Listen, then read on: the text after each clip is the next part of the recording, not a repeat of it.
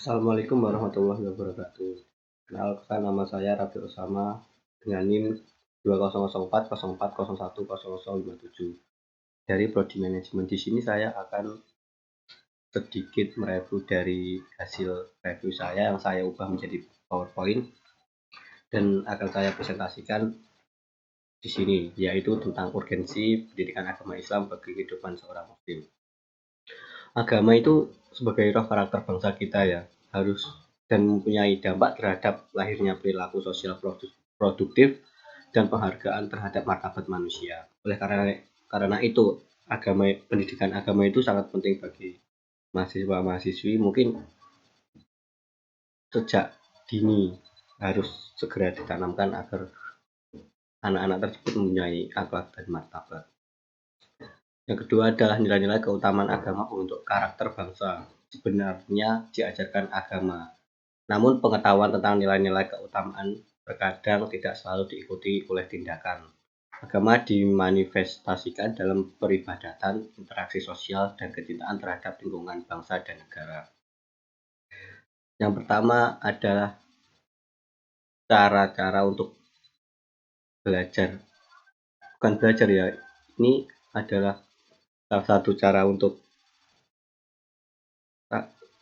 belajar agama, yaitu kritis belajar agama.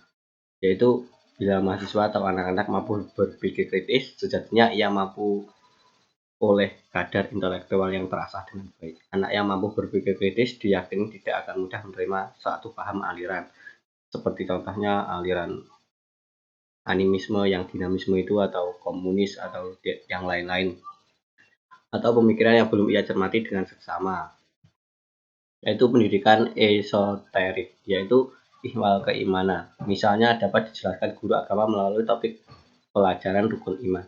Namun menanamkan jiwa keimanan yang melekat dalam diri anak itu bukanlah suatu perkara yang mudah ya.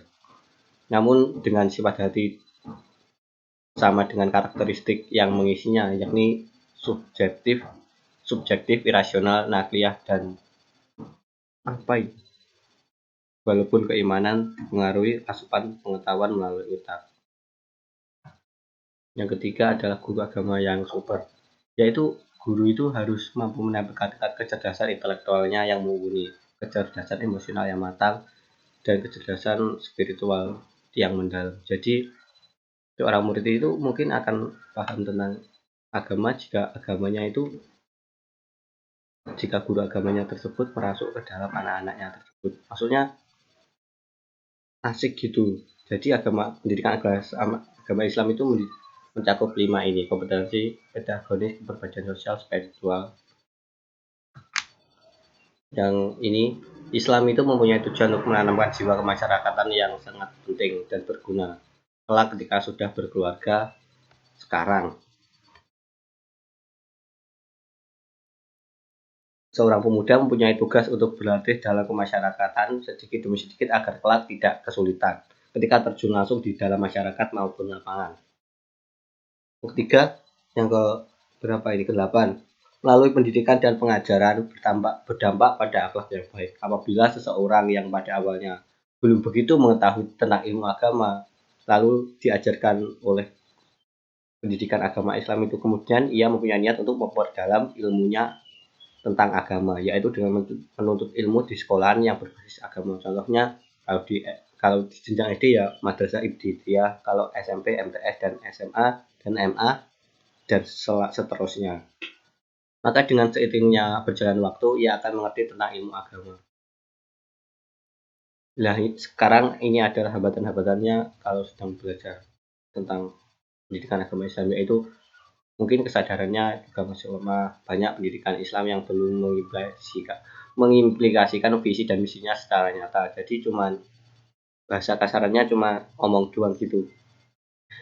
Yang ketiga adalah di sekolah kurang menerapkan perilaku yang diajarkan pada agama Islam. Jadi mungkin karena ikut-ikutan temannya, jadi dia sebenarnya paham tentang apa yang boleh diperbuat maupun tidak boleh diperbuat, tapi karena ikut-ikut temannya mungkin jadi ya ikut-ikutan begitu.